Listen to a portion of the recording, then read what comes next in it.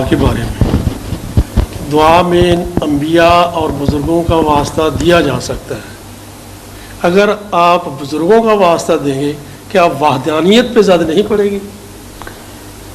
بالکل، میں یہی کہتا ہوں۔ میرا اس بارے میں نا عام جو ہے نا اہل حدیث آج کر کے، پہلے نہیں، پہلے جو تھے سارے واسطہ دیتے رہے، نواب صدیق حسن رحمۃ اللہ علیہ، شاہ ولی اللہ رحمۃ اللہ علیہ، سب مانتے تھے کہ یہ واسطے کی کوئی بات نہیں۔ اب کچھ تشدد کر رہے ہیں کہ نہیں، ٹھیک نہیں۔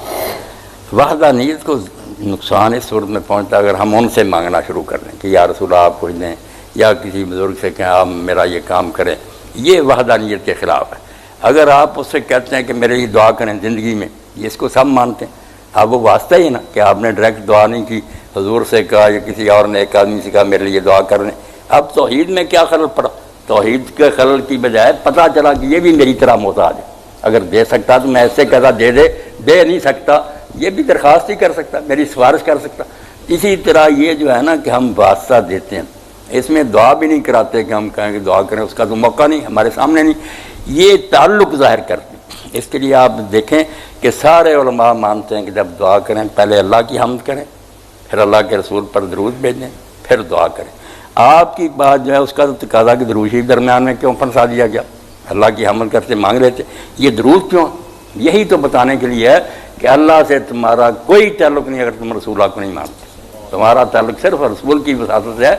اس کا ذکر کرو گے تو دعا سنوں گا، ورنہ میں نہیں سنوں گا۔ حضور سے مانگیں وہ بھی گمراہی ہے، اور آپ کا ذکر حذف کرنا چاہے یہ بھی غلط بات ہے۔ یہ ہونا چاہیے جیسے علامہ اقبال کہتے ہیں، اس کا توحید کسی سے کوئی ٹکراؤ نہیں، خار ہیں بدکار ہیں ڈوبے ہوئے ذلت میں ہیں، کچھ بھی ہے آخر تیرے محبوب کی ہمت۔ یہ اللہ سے واسطہ ہے، ترلا ہے کہ تیرے نبی کو مانتے، اس میں شرک کہاں سے آئے؟ یہ تو جیسے آپ درود کرتے ہیں نا، اب لفظی چکر ہے کہ درود پڑھواتے ہیں، بات یہی ہے کہ وہ واسطہ ہی ہے نا کہ حضور کا تعلق آپ پیش کر رہے ہیں کہ ہم ان کو مانتے ہیں۔ اور یہ واسطہ میرے بھائی اتنی اونچی چیز ہوتا کہ حضرت امیر المومنین علیہ السلام کا جب زمانہ حکومت تھا، ان کے بھتیجے تھے بڑے بھائی جعفر کے بیٹے عبداللہ، حبشہ میں پیدا ہوئے تھے، حضرت زینب کے خاوند تھے۔ کئی مرتبہ وہ چچا جی سے کہتے کہ یہ میرا کام کرے، آپ اگر نہ مانتے، آخری جو ہتھیار تھا ان کے پاس وہ پھر کہہ دیتے بحق جعفر، مجھے نہ دیکھیں اپنے بھائی جعفر کو دیکھیں، میں جعفر کا بیٹا ہوں۔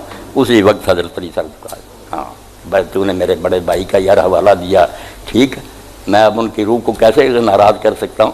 اس لیے اگر کوئی شخص یہ کہتا کہ میں اللہ تیرے حافظ محمد لکھوی اتنے بڑے حدیث عالم تھے جی، محمد الدین لکھوی وغیرہ انہیں کیا، وہ کہتے ہیں کہے بحرمت نبیاں ولیاں دے مراد الہی، اس میں شرک نہ ہرگز کوئی، نہ کچھ اور تباہی، کوئی خرابی نہیں اس میں، نہ کوئی شرک ہے۔ یہ تو محبت جب آپ کہتے ہیں کہ عمل کا واسطہ دے سکتا ہے، یہ سارے اہل حدیث مولوی کے عمل کا، بھائی آپ نے تھوڑی سی نماز پڑھی، میں نے نماز پڑھی، میرا بھائی سارے عملوں سے بڑا عمل جو ہے کہ اللہ کے رسول کو مانا ہے، ان سے محبت کرنا، اس کا واسطہ نہیں دے سکتا۔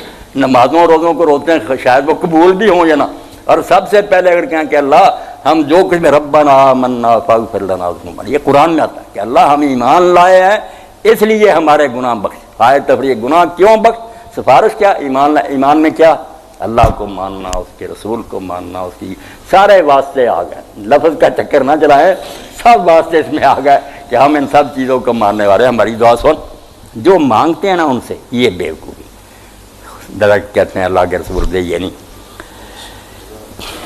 یہاں تو ایک میں بات کہوں گا، بظاہر وہ بڑی سخت معلوم ہوگی، مولوی محمد حسین صاحب سے جب ہم ملنے گئے، شیعہ عالم ہے مگر موحد آدمی ہے، یہ بھی اس سے ناراض ہیں، کہتے ہیں نہیں یہ وہابیت پھیلا رہا۔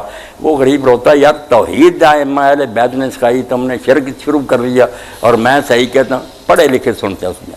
تو وہاں گئے مولانا صاحب تھے، اب وہاں سوال کیا ہے کہ عالم نے کہ جب قبر پر جائے اللہ کے رسول علیہ السلام کی قبر پاک پر یا ائمہ کی قبروں پر تو کیا کرے؟ انہوں نے بڑی ایک پتے کی بات کی، ہم راستے میں کہتے ہیں یار اخیر کر دیے، اس نے کہا وہاں کچھ دینے جانا ہے، لینے نہیں جانا، جو لینے جائے گا شرک میں ڈوب جائے گا۔ وہ لینے کا وقت گیا، جب زندہ تھے اس وقت دعائیں، اب دینے جانا کہ ان کے لیے بخشش مانگنی ہے، ان پر سلام کہنا، پتے کی بات، اللہ کے رسول نے جو کچھ سکھایا سلام سکھایا کہ ان پر سلام پڑھو، یہ کہیں نہیں سکھایا کہ ان سے دعائیں اب کراؤ۔ تو یہ واسطہ جو ہے نا، اس کو آپ سمجھیں یہ صرف اللہ کے رسول پر جو ہمارا ایمان ہے، حضور کی جو اطاعت کرتے ہیں، حضور سے جو محبت کرتے ہیں، لفظ چھوٹا سا ہوتا ہے وہ سب اس میں آ جاتا ہے۔ جب ہم کہتے ہیں اللہ کے رسول کے واسطے تو مطلب ہوتا ہے اللہ جس کو تو نے رسول بنا کر بھیجا ہم نے اس کو مانا ہے، اس کے فرما بردار ہیں، اس سے محبت کرتے ہیں، اس لیے ہماری دعا سن۔ اب یہ واسطہ کام نہیں دے گا تو اور واسطہ کون سا دے گا؟ جی